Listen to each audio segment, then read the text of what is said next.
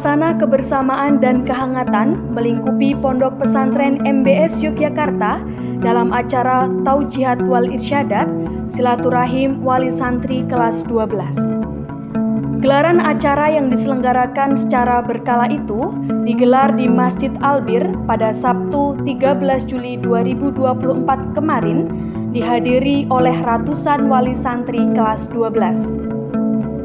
Acara ini bukan hanya sekedar pertemuan rutin, namun juga menjadi momentum penting bagi para wali santri untuk bersinergi dengan pihak pesantren dan mendapatkan wejangan dari pimpinan pondok. Acara dimulai dengan pembacaan kalam ilahi yang dipercayakan kepada salah satu ustadz alumni Pondok Pesantren MBS Yogyakarta.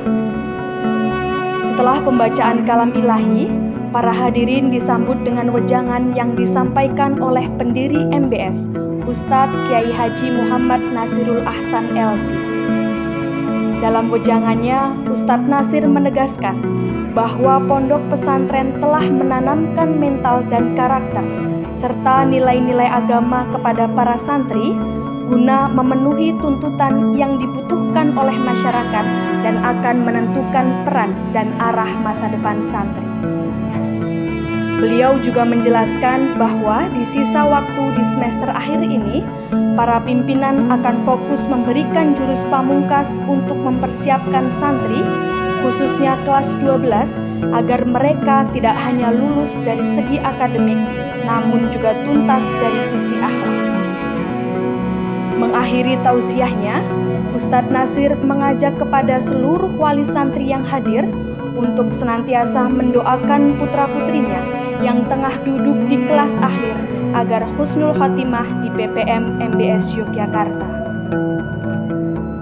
Acara silaturahmi wali santri ini tidak hanya menjadi ajang untuk menyampaikan pesan-pesan keagamaan dan moral, tetapi juga menjadi sarana untuk mempererat tali persaudaraan antara wali santri, pengurus pondok, serta seluruh komponen masyarakat pesantren. Kebersamaan yang terjalin diharapkan akan menjadi pendorong semangat dalam mengantarkan santri ke gerbang pintu kesuksesan. Fadzakir fa inna dzikra tanfa'ul mu'minin. Peringatan itu kan bermanfaat bagi orang-orang yang mukmin. Dan ingat, saya pun sampai sekarang ada kata-kata bapak saya yang melekat dalam diri saya. Kami sebagai guru pun juga akan mengingatkan, saya sebagai murid ada kata-kata guru saya yang masih melekat sampai sekarang.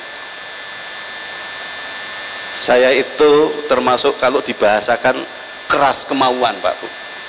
Sehingga bapak saya ketika saya mondok mengingatkan gini, ojo ngudokke sesuatu hal, karena yang saya mengkudukan sing iso ngudokke sesuatu itu hanya Allah.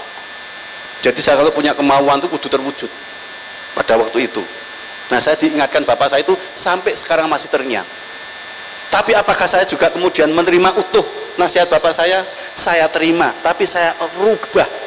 Saya harus berusaha. Jadi awalnya saya kudu, berarti nek mau nek kudu gitu. Ya, walaupun nek minta duit saya ancang-ancang pada bapak ibu saya. Jadi kadang-kadang tahun depan tuh saya mau gini. Zaman dulu beli kitab itu kan mahal, Pak Bu.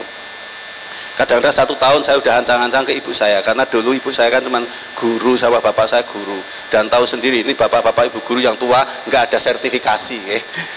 Zaman dulu guru itu sama dengan tukang nyangkul di sawah. Ya, gajinya saya tahu struknya gaji itu dengan yang nyangkul di sawah itu sama. Sehingga kalau mau minta yang agak mahal itu harus ancang-ancang. Sebenarnya saya mengkudukan itu bukan seperti saya keras, saya punya kemauan.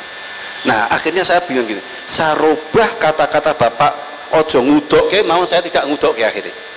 Tapi apa? Saya harus berusaha. Nah, cuman harusnya, harus jadi, harus bisa, harus gini-gini itu saya harus berusaha. Nah, itu kata-kata orang tua yang sudah berapa puluh tahun yang lampau, saya masih ingat. Jadi saya jadi guru juga begitu, kadang-kadang saya lupa nasihati pada anak apa, tapi anak-anak itu kadang-kadang nulis. Teman-teman, Ustadz Agus itu saya kadang-kadang masih mensitir apa kata saya. Maka Bapak Ibu sampaikan pada anak-anak, adabnya dijaga nak, jangan sombong. Jangan sombong. Orang mulia bukan karena kesombongan, karena justru kerendahan hati. Man takabbara wada'ahullah wa man wada'a rafa'ahullah. Siapa yang takabur akan direndahkan oleh Allah, tapi siapa yang tawadhu akan diangkat oleh Allah. Apa sikap Al-Fatih dan bapaknya terhadap guru? Luar biasa. Seperti orang tua kita dulu, ketika kita melaporkan guru menghukum kita, yang dimarahi siapa Pak Bu? Itu kita dulu Pak Bu. Kalau kita melaporkan dihukum, dipukul oleh guru, siapa yang dimarahi? Orang tua dulu marah kepada anak apa ustadznya? Anak. Kenapa sekarang orang tua sekarang kalau ada yang lapor diperlakukan tidak baik oleh guru, yang dimarahi gurunya? Bapak Ibu, itu kita masih satu generasi ya. Mohon maaf, kebanyakan kita masih generasi itu. Bapak Ibu guru tidak menghendaki jelek, pimpinan tidak menghendaki jelek terhadap anak. Saya jamin 100% kami menghendaki baik, dan kami bukan hanya sekedar melakukan, tapi kami juga insya Allah mendoakan anak-anak. Ya, kami selalu mendoakan, walaupun tidak setiap doa mungkin tertinggal, tapi secara berkala dalam satu hari mungkin kita sekali, 2 kali kita doakan. Maka saya yang terakhir minta pada Bapak Ibu, kita akan berusaha membuat menu baru. Tolong Bapak Ibu ikhlas menerima, dan yang terakhir tolong didoakan.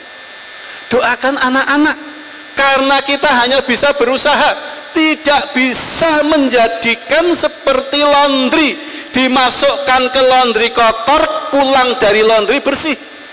Anak-anak kita adalah manusia. Kita sudah melihat banyak orang-orang hebat. Nabi Nuh tidak mampu menjadikan putranya, istrinya menjadi orang yang soleh-soleha. Ibrahim tidak mampu menjadikan bapaknya soleh. Kenapa? Karena semua itu datangnya dari Allah. Maka yang terakhir, kita hanya bisa berusaha. Ibu bapak jangan lupa, seperti yang disampaikan Ustadz Fakih, bahasanya tirakat. Tirakat itu sebenarnya bahasa dari bahasa Arab torikot. Torikot itu jalan Pak, bukan torikoh. Torikoh seperti itu, tapi jalan. Jalan menuju kesuksesan. Nah, menuju kesuksesan anak itu prihatinnya orang tua, relanya orang tua, ridhonya orang tua. Ridhoullah fi ridhol walidain, ridhonya Allah tergantung ridhonya orang tua. Ridhonya orang tua terhadap pondok, doanya orang tua. Mudah-mudahan itu, setelah itu kita tutup dengan tawakal kepada Allah. Setelah kita berusaha secara lahiriah, kita berusaha secara batiniah dengan doa-doa yang dipanjatkan di setiap doa. Lebih-lebih ibu-ibu, doanya yang mandi. Kalau marah jangan sampai bersuara. Kalau terpaksa bersuara, anak nakal tak buang neng Madinah kono. Biar nanti sholat ke menjadi mahasiswa Madinah. Tak buang neng Mesir pisan, ngomong gitu.